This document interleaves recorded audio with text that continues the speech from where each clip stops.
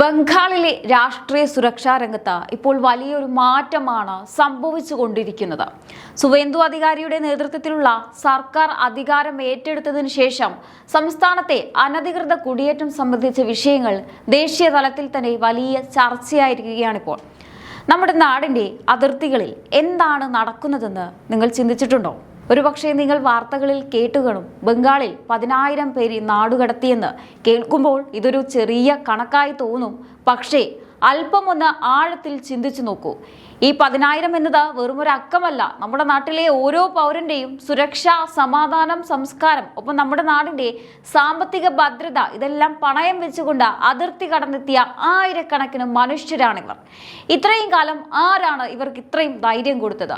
ആരുടെ തണലിലാണ് ഇവർ നമ്മുടെ മണ്ണിൽ കാലുറപ്പിച്ചു നിന്നത്? ഒരു നാടിനെ കുട്ടിച്ചോറാക്കി മാറ്റാൻ വോട്ട് ബാങ്ക് എന്ന ഒറ്റ ലക്ഷ്യത്തിനായി നമ്മുടെ അതിർത്തികളിൽ തുറന്നുകൊടുത്ത മമതാ ബാനർജിയുടെ ആ രാഷ്ട്രീയ കളിയുണ്ടല്ലോ, അത് ഇന്ന് നാടിനെ എത്തിച്ചു നിർത്തിയിരിക്കുന്നത് ഒരു വലിയ ആപത്തിന്റെ വക്കിലാണ്. ഒരു ഭാഗത്ത് നമ്മുടെ അതിർത്തി രക്ഷസേന BSF ജീവൻ പണയം വെച്ച് പോരാടുമ്പോൾ, മറുഭാഗത്ത് സ്വന്തം പാർട്ടിക്ക് വേണ്ടി ഇക്കൂട്ടരെ ഇരുകൈയും നീട്ടി സ്വീകരിച്ച മമത. ഇന്ന് ബംഗാളിന്റെ അവസ്ഥ എന്താണ്? നിയമവിരുദ്ധമായി താമസിക്കുന്നവർക്ക് ആഘോഷം, എന്നാൽ സ്വന്തം മണ്ണിൽ ജീവിക്കുന്ന സാധാരണക്കാരന് അരക്ഷിതാവസ്ഥ. ഇതായിരുന്നു മമതയുടെ ബംഗാൾ. പക്ഷേ ചരിത്രം മാറുകയാണ്. മോദി സർക്കാരിന്റെ ഇച്ഛാശക്തിയും സുവേന്ദു അധികാരിയെ പോലെയുള്ളവരുടെ നിശ്ചയദാർഢ്യവും കൊണ്ട് ബംഗാളിൽ ഇന്ന് വിപ്ലവകരമായ മാറ്റങ്ങൾ സംഭവിക്കുന്നു. 10,000 പേര് നാടുകടത്തി എന്നത് ഒരു തുടക്കം മാത്രമാണ്. ഇനി വരാനിരിക്കുന്നത് ഇതിലും വലിയ നടപടികളാണ്. 1800 പേർ ഇപ്പോൾ തന്നെ ഹോൾഡിംഗ് സെന്ററുകളിൽ വെയിറ്റിംഗിലാണ്. അതുകൊണ്ട് എന്താണ് യഥാർത്ഥത്തിൽ ഈ നാടുകടത്തലിന്റെ പിന്നിലെ രാഷ്ട്രീയം? മമതയുടെ ആ വോട്ട് ബാങ്ക് കള്ളക്കളി പൊളിയുമ്പോൾ എന്തിനാണ് ഇവർ ഇത്രയധികം വിറളി കൊള്ളുന്നത്? എന്തുകൊണ്ട് നമ്മുടെ നാടിന്റെ സുരക്ഷയ്ക്കും അഖണ്ഡതയ്ക്കും വേണ്ടി BJP സർക്കാർ നടത്തുന്ന ഈ നീക്കങ്ങളെ ഒരു വിഭാഗം മാത്രം ഭയക്കുന്നു?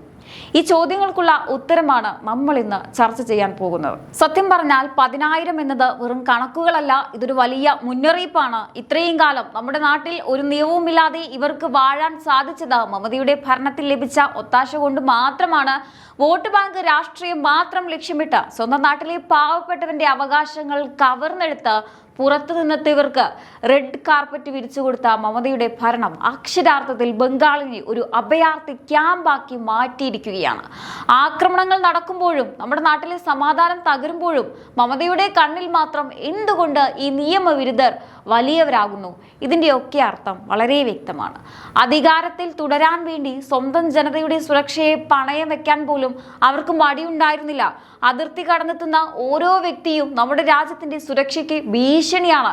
ആ ഭീഷണിയെ കണ്ടില്ലെന്ന് നടിക്കാൻ മമത കാണിക്കുന്ന ആ ഒരു സഹാനുഭൂതി വെറും രാഷ്ട്രീയ നാടകം മാത്രമായിരുന്നു. പക്ഷേ കാലം മാറി. ഇന്ന് കേന്ദ്ര സർക്കാരും അതിർത്തി രക്ഷാസേനയായ BSFും ഒത്തൊരുമിച്ച് നടത്തുന്ന ഈ ശുദ്ധീകരണ പ്രക്രിയ നോക്കൂ. കണ്ടെത്തുക, പേരുവെട്ടുക, നാടുകടത്തുക, ഇതാണ് ഇനി നടക്കാൻ പോകുന്ന നിയമം. സുവേന്ദു അധികാരി വ്യക്തമാക്കിയിട്ടുണ്ട്, ഇത് വെറുമൊരു നടപടിയല്ല, ഇതൊരു ദൈനംദിന പ്രക്രിയയാണ്. ബംഗാളിലെ 12 ഹോൾഡിംഗ് കേന്ദ്രങ്ങളിൽ 1800 പേർ ഇപ്പോൾ തന്നെ ക്യൂവിലാണ്. ഇവരെ ഏത് നിമിഷവും നാടുകടത്താം. ഇത് BJP സർക്കാരിന്റെ ഇച്ഛാശക്തിയാണ്. മമതയുടെ വോട്ട് ബാങ്ക് രാഷ്ട്രീയത്തിന്റെ മുന്നയൊടിക്കുന്ന ഒരു നടപടിയാണിത്. ഈ മമത എന്ന് പറയുമ്പോൾ അവർ ഇത്രയും കാലം ഇവരെ പോറ്റാൻ നമ്മുടെ നാട്ടിലെ നികുതി പണം ഒഴുക്കുമ്പോൾ അത് ആർക്കായിരുന്നു ഗുണം? വോട്ടിന് വേണ്ടി നാടിനെ വിൽക്കാൻ നിങ്ങൾക്ക് എങ്ങനെയാണ് സാധിക്കുന്നത്? നിങ്ങൾ ഇരുകൈയും നീട്ടി സ്വീകരിച്ചാൽ ഇന്ന് നമ്മുടെ നാട്ടിലെ നിയമത്തെ തന്നെ വെല്ലുവിളിക്കുകയാണ്. ഇത്രയും പേര് നമ്മുടെ നാട്ടിൽ അങ്ങും ഇങ്ങും ഒളിച്ചു കഴിയുന്നുണ്ട്. ഇതിനൊന്നും ഒരു മറുപടിയുമില്ലാതെ മൗനം പാലിക്കുന്ന മമതയുടെ ആ ഒരു ഇത് ജനങ്ങൾ തിരിച്ചറിഞ്ഞു കഴിഞ്ഞു. ഇനി മറ്റൊരു കാര്യം കൂടി ശ്രദ്ധിക്കണം. മമതയും അവരുടെ പാർട്ടിയും ഇത്രയും കാലം എന്താണ് പറഞ്ഞുകൊണ്ടിരുന്നത്? ഇവർ നമ്മുടെ അതിഥികളാണ്, ഇവർക്ക് ഇവിടെ അവകാശങ്ങളുണ്ട് എന്നൊക്കെയായിരുന്നു വാദം. പക്ഷേ ഈ അതിഥികൾ നമ്മുടെ നാടിന്റെ സമാധാനം തകർക്കാൻ തുടങ്ങിയപ്പോൾ, നമ്മുടെ അതിർത്തികൾ കുറ്റകൃത്യങ്ങളുടെ കേന്ദ്രമായി മാറിയപ്പോൾ എന്തുകൊണ്ട് ഇപ്പോൾ മമത മൗനം പാലിച്ചു? ഈ 10,000 ബംഗ്ലാദേശികൾ എന്ന് പറയുന്നത് ഒരു കണക്ക് മാത്രമാണ്. ഇതിന്റെ പിന്നിൽ എത്രയോ വലിയ ഗൂഢാലോചനകൾ ഒളിഞ്ഞിരിപ്പുണ്ട്. വ്യാജ ആധാർ കാർഡുകൾ, വോട്ടർ ID-കൾ ഇതെല്ലാം ഉണ്ടാക്കാൻ ആര് കൂട്ടുനിന്നു? നമ്മുടെ നാട്ടിലെ ഒരു സാധാരണ പൗരൻ സ്വന്തം രേഖകൾ ശരിയാക്കാൻ ഓഫീസുകൾ കയറി ഇറങ്ങുമ്പോൾ രാജ്യവിരുദ്ധർക്ക് താല്പര്യപൂർവ്വം രേഖകൾ ശരിയാക്കി നൽകുന്ന ഒരു ഭരണകൂടമായിരുന്നു അന്ന് ബംഗാളിൽ ഉണ്ടായിരുന്നത്. പിന്നീട് സുവേന്ദു അധികാരി ഈ വിഷയത്തിൽ വെറുതെയല്ല ഇത്രയും ശക്തമായി പ്രതികരിച്ചത്. 1800 പേരെ ഹോൾഡിംഗ് സെന്ററുകളിൽ പാർപ്പിച്ചിരിക്കുന്നു എന്ന് പറയുമ്പോൾ അതൊരു തുടക്കം മാത്രമാണ്. ഇനിയും എത്രയോ പേരെ കണ്ടെത്താനുണ്ട്, എത്രയോ പേരുടെ വ്യാജരേഖകൾ റദ്ദാക്കാനുണ്ട്. ഓർക്കുക, മമതയുടെ വോട്ട് ബാങ്ക് തകരുമ്പോൾ അവർക്കുണ്ടാകുന്ന വിറളി അതവരുടെ രാഷ്ട്രീയ അന്ത്യത്തിന്റെ ലക്ഷണമാണ്.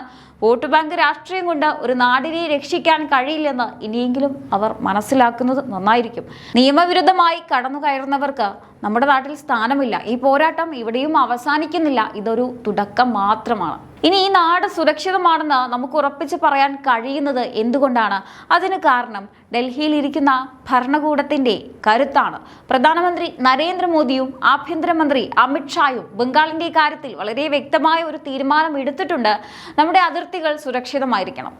ഇന്നത്തെ ഈ നാടുകടത്തൽ നടപടികൾ വെറുമൊരു വാർത്തയല്ല, ഇതൊരു ദൃഢ നിശ്ചയത്തിന്റെ പ്രതിഫലനമാണ്.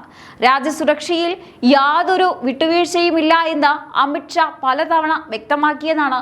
നുഴഞ്ഞുകയറ്റക്കാരെ കണ്ടെത്തി പുറത്താക്കാൻ ആധുനിക സാങ്കേതിക വിദ്യയും BSFന്റെ കാര്യക്ഷമമായ പ്രവർത്തനങ്ങളും ഒത്തിണക്കി വലിയൊരു പദ്ധതി തന്നെയാണ് കേന്ദ്ര സർക്കാർ നടപ്പിലാക്കുന്നത്. ഇന്ന് മോദി സർക്കാരിന്റെ കീഴിൽ ബംഗാൾ സുരക്ഷിതമാണ്. ഓർക്കുക, അമിത്ഷാ ആഭ്യന്തര മന്ത്രാലയം ഏറ്റെടുത്ത ശേഷം നുഴഞ്ഞുകയറ്റക്കാർക്ക് പേടി സ്വപ്നമായി മാറിയിരിക്കുകയാണ് അതിർത്തികൾ. 10,000 പേരെ തിരിച്ചയച്ചു എന്ന് പറയുമ്പോൾ അത് നമ്മുടെ രാജ്യം സുരക്ഷിതമാകുന്നു എന്നതിന്റെ തെളിവാണ്. വോട്ട് ബാങ്ക് നോക്കി നടപടികൾ മരവിപ്പിക്കുന്നവരല്ല മോദിയും അമിത്ഷായും. രാജ്യത്തിന്റെ അഖണ്ഡതയ്ക്ക് മുൻഗണന നൽകുന്നവരാണ്. ഇനിയും വരാനിരിക്കുന്ന 1800 പേരുടെ നടപടികളും അതിവേഗം നടക്കും. ഈ നടപടിയിലൂടെ മോദി സർക്കാർ നൽകുന്ന സന്ദേശം വളരെ വ്യക്തമാണ്. ഇന്ത്യ ആർക്കും എളുപ്പത്തിൽ കടന്നു കയറാവുന്ന ഒരു ഇടമല്ല. വോട്ട് ബാങ്കിന് വേണ്ടി രാജ്യസുരക്ഷയെ പണയം വെക്കുന്ന കാലം കഴിഞ്ഞു. ബംഗാളിലെ രാഷ്ട്രീയ ഭൂപടത്തിലും സുരക്ഷാ സംവിധാനത്തിലും വലിയൊരു മാറ്റത്തിനാണ് ഇപ്പോൾ സാക്ഷ്യം വഹിച്ചുകൊണ്ടിരിക്കുന്നത്. കഴിഞ്ഞ ഭരണകാലത്ത് വലിയ തോതിൽ നുഴഞ്ഞുകയറ്റം നടന്നു എന്ന ആരോപണം നിലനിൽക്കെ മുഖ്യമന്ത്രി സുവേന്ദു അധികാരിയുടെ നേതൃത്വത്തിലുള്ള സർക്കാർ സ്വീകരിക്കുന്ന ഈ കർശന നടപടി ഒരു കാര്യമാണ് വ്യക്തമാക്കുന്നത്.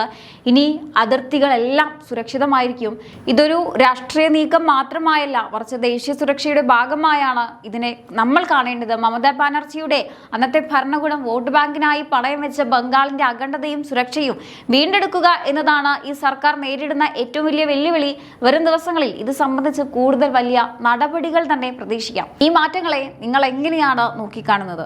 തീർച്ചയായിട്ടും നിങ്ങളുടെ അഭിപ്രായങ്ങൾ താഴെ കമന്റ് ബോക്സിൽ രേഖപ്പെടുത്തുക. മറ്റൊരു വിഷയമായി വീണ്ടും കാണാം. നന്ദി.